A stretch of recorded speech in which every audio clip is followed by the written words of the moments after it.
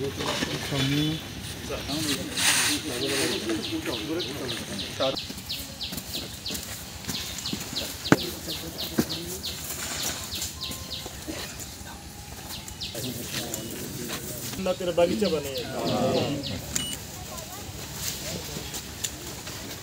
বাংলাদেশ বিমান বাহিনীর সকল সদস্যের পক্ষ থেকে আমাদের সম্মানিত বিমান বাহিনী প্রধান মাহতাব ভূঁইয়ার কবরে আমরা শ্রদ্ধাঞ্জলি জানাতে এসেছি বিমান বাহিনী ঘাঁটি জহুরুল হকের পক্ষ থেকে।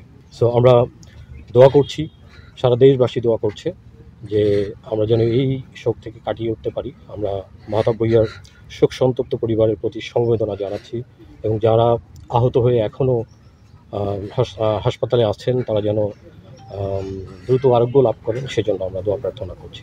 মাহতাবের নাম ধরে ধরে দোয়া করেছে। আমার কাছে এই কয়েকদিনে যে হাই প্রোফাইলের অনেক মানুষ আমাকে ফোন দিয়ে সান্ত্বনা দিয়েছে।